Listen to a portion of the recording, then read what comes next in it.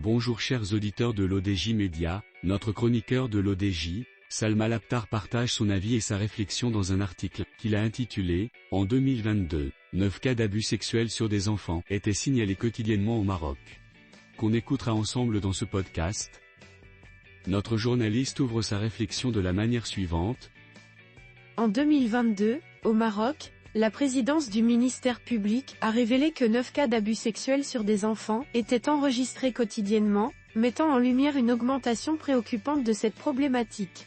Cette donnée alarmante souligne les graves répercussions psychologiques et sociales subies par les enfants et leurs familles. Notre chroniqueur de l'ODJ enrichit son article de cette manière. Le procureur général du roi près la Cour de cassation, qui préside le ministère public, Moulay El Hassan Daki, a communiqué ces statistiques lors d'un atelier consacré à l'accompagnement des enfants victimes d'agressions sexuelles, en conformité avec la Convention du Conseil de l'Europe pour la protection des enfants contre l'exploitation et les abus sexuels, plus couramment appelée la Convention de Lanzarote. Le chef du ministère public a déclaré que son département était en train de créer un guide spécialement conçu pour l'écoute des enfants en situation légale, y compris ceux qui ont été victimes d'agressions. Ce guide a pour but de fournir des directives sur les approches nécessaires pour écouter les enfants tout en préservant leur intérêt principal, en tenant compte de leur fragilité psychologique et de leur stade de développement. L'objectif est de minimiser leur exposition aux agresseurs et aux procédures judiciaires lourdes, qui ne conviennent pas à leur jeune âge. Ce document établit également un cadre directeur, pour l'utilisation de la communication à distance et d'autres outils numériques dans la poursuite de ces objectifs.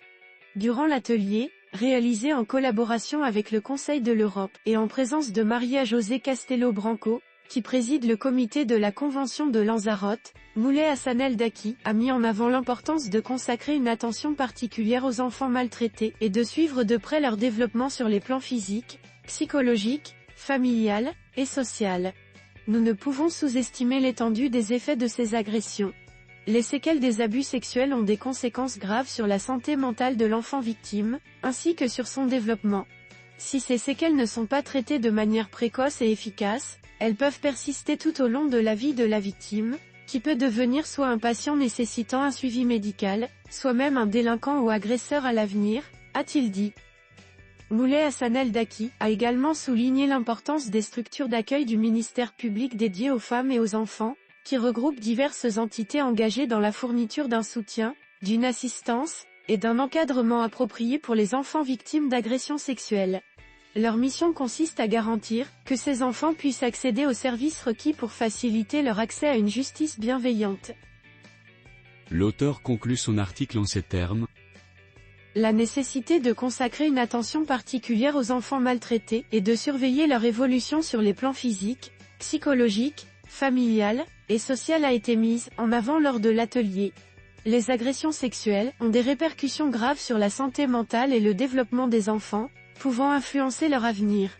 Les cellules d'accueil des femmes et des enfants du ministère public jouent un rôle crucial en fournissant un soutien adapté et en veillant à ce que les enfants aient accès aux services nécessaires pour accéder à une justice adaptée à leur âge. Le procureur général a également mis en évidence que la prise en charge efficace des enfants victimes de violences ne se limite pas uniquement à assurer une protection légale et judiciaire. Elle repose également sur les services offerts par d'autres intervenants dans le domaine de la protection de l'enfance, en mettant en avant les initiatives des comités régionaux et locaux chargés de l'accompagnement des femmes et des enfants au sein des tribunaux, visant à garantir une protection aussi complète que possible pour les enfants. Rédigé par Salma Laptar. Merci d'avoir écouté ce podcast de l'ODJ Média. N'oubliez pas de vous inscrire sur notre newsletter quotidienne à partir du portail l'odj.ma. Alors, on se dit au prochain podcast de nos chroniqueurs de l'ODJ, et à très bientôt.